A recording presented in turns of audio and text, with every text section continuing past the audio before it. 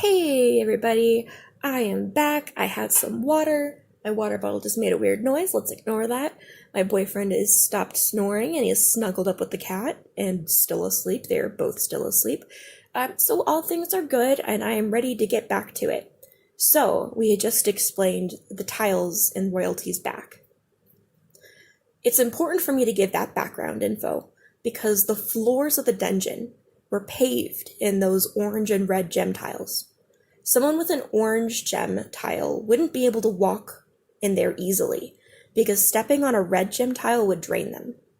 Someone without a tile did feel a bit drained whenever they stepped on a red gem tile, but not as drained as someone with an orange gem tile would be if they touched a red gem tile.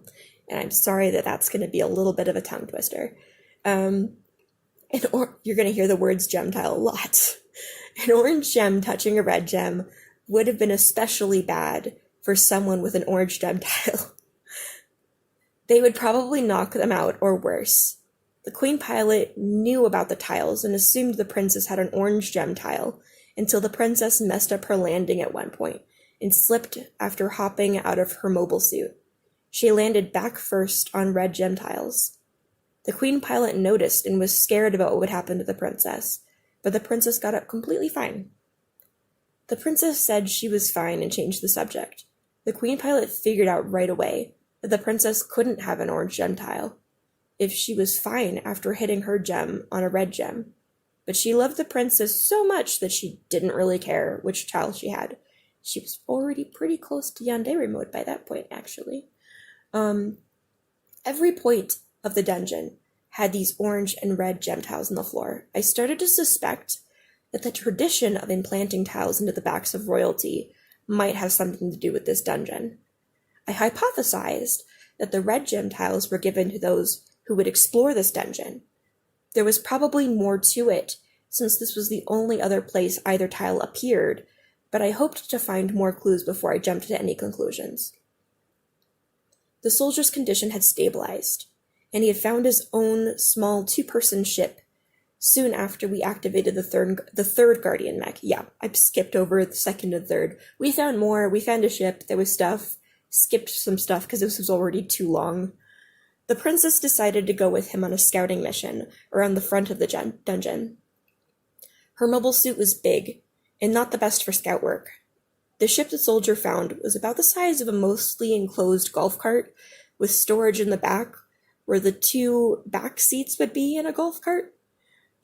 Or, like the little rack, if you had a rack instead.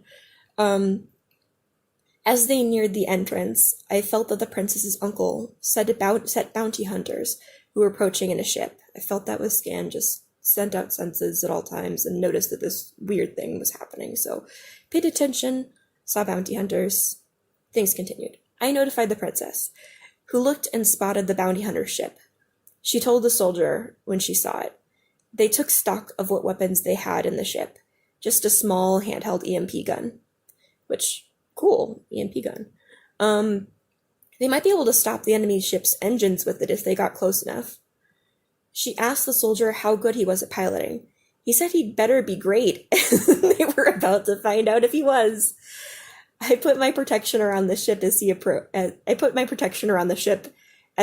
they approached, because just in case he's actually a bad pilot, which he turned out to be fine, but still protection's a good idea. The bounty hunters taunted them and fired, but kept missing for some reason. The reason was me, but I let them harass each other about their seemingly poor aim. The soldier did a pass on the ship and the princess fired the EMP gun. She successfully disabled the ship's engines and it crashed to the ground. Luckily for the bounty hunters, they were only flying about 10 feet off the ground, so the impact wasn't that bad. It still gave them a shock. There was no way they could safely survive the fall into the dungeon without their ship, so they sent out an SOS and worked on figuring out their retreat. The bounty hunters had been filming what was going on with a contraption, but it flew out of their ship when it went down and landed in the soldier's open-topped flying ship. I could tell it was still working. Meanwhile, a ship full of civilians who had been told the dungeon was a new habitable area, ready for colonization, were on their way. Because Of course. They received the SOS from the bounty hunters and hesitated, but decided to go around the bounty hunter ship and continue on.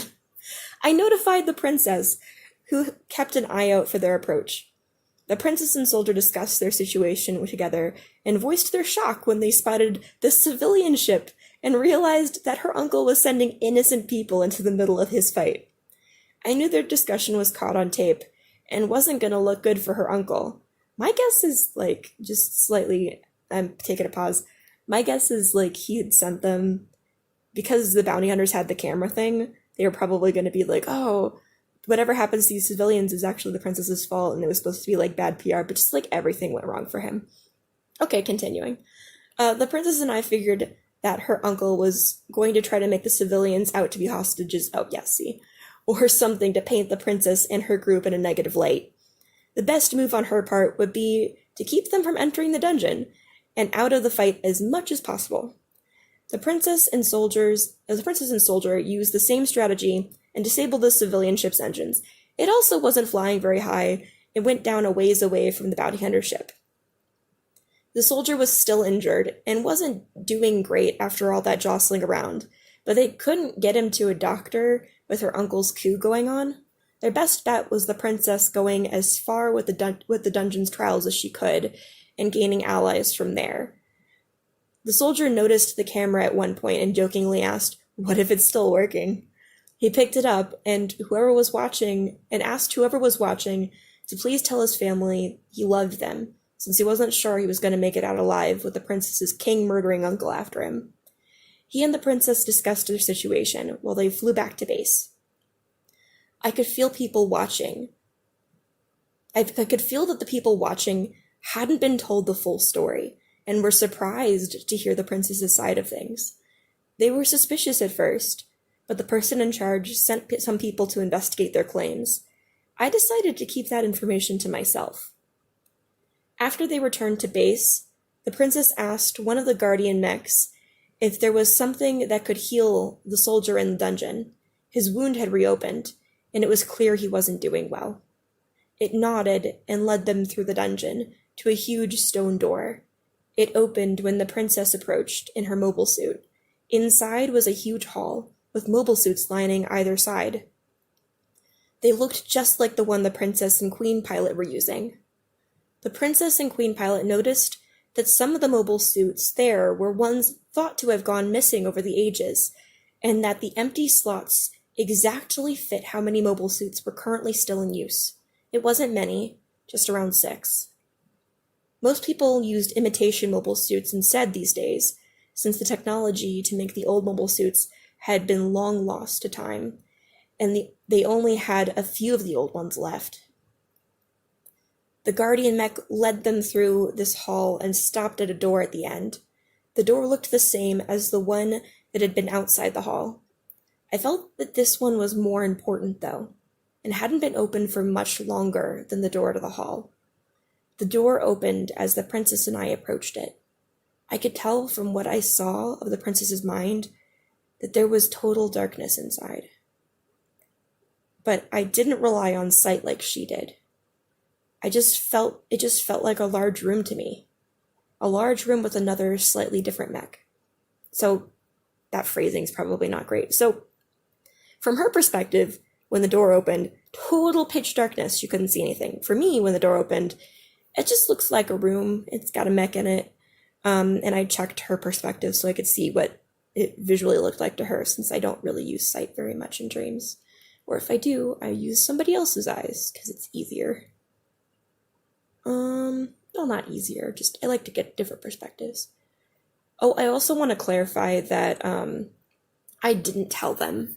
I didn't tell the princess or the soldier that the camera worked. I wanted to see what would happen if they didn't know. Because they were goofing off with it, and it was fun, and I wanted them to keep doing it. The mech that stood against a wall inside of the room felt like an old man, but looked similar to the other guardian mechs. It activated when we entered. The princess and I were both relieved that we wouldn't need to suffer any more back pain. It approached the princess's mobile suit and greeted us verbally. It was the first of the mechs that could talk. The princess replied in kind and asked if he could heal her friend. It said it could, then started surgery on the soldier after he gave the okay. After it was done, because I'm not describing that, it chatted with the princess while the soldier was recuperating. She asked questions about the dungeon, what it was, etc. We learned that this place wasn't a dungeon. It was more like a temple, exactly as I suspected, that royals used to go test I was too busy gloating and I lost my place. That royals used to go test whether they were worthy for the throne. He explained about the tiles, that red gem tiles were usually given to royals expected to inherit the throne, so they would have an advantage in the temple. I was pleased to have guessed that correctly as well. He said only those with thick enough royal blood could have a tile embedded into their backs, and that royal blood had something particular in it that could be sensed by the guardians of the temple, even from afar. The language he used to describe and the imagery he imagined when he was explaining what it was reminded me of nanomachines. The guardian mechs judged who was most suited for the throne by watching over the candidates from afar, using those nanomachines. The old man mech gave us an example.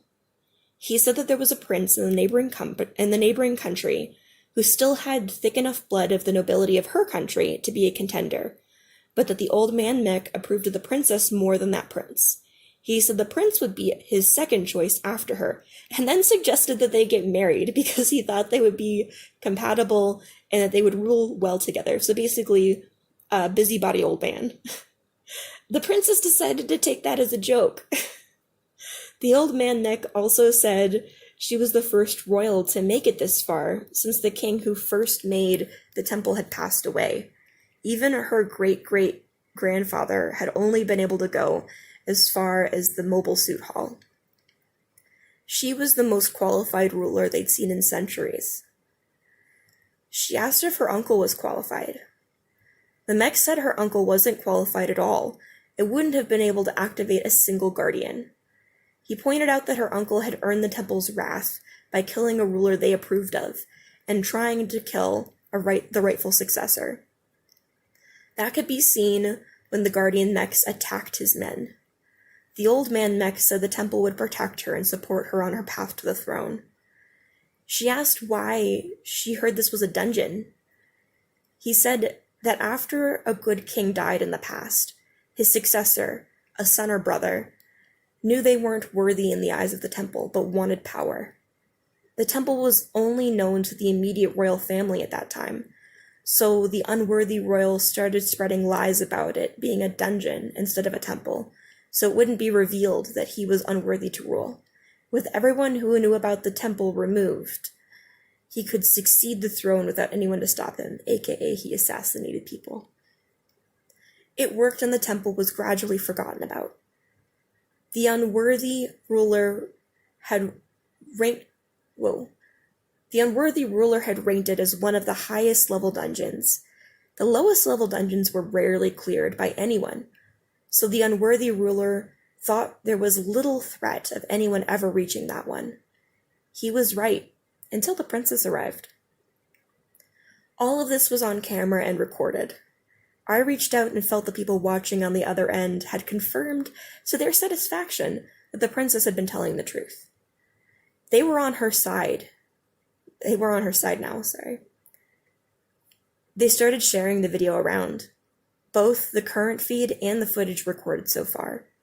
It put them at risk of her uncle's wrath if they were found out, but I put my protection on them. That would help.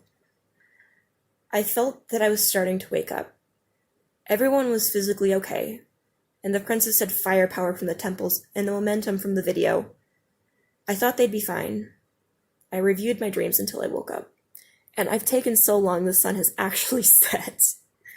I timed this poorly. So, reviewing my dreams, I do that to, go over them so I have better recall. Usually I review during the course of the dream as I feel I'm going to be waking up soon. as I'm waking up, when I'm awake but my eyes are still closed, after I open my eyes, because opening eyes is like one of those walk through a doorway moments where you forget things more easily.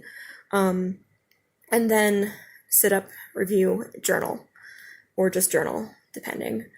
And that usually helps a lot with my recall. But if I get lazy and don't review, my recall is much worse. So that was the full dream. This recording was a mess, but I hope you guys had fun and liked at least parts of it. I am available on Discord if you guys want to chat or if you have questions. I have a bad habit of replying as soon as I see that I have a message, so if I don't reply, then I'm just not by my computer or my phone. And I hope you guys have a great rest of your day. Bye!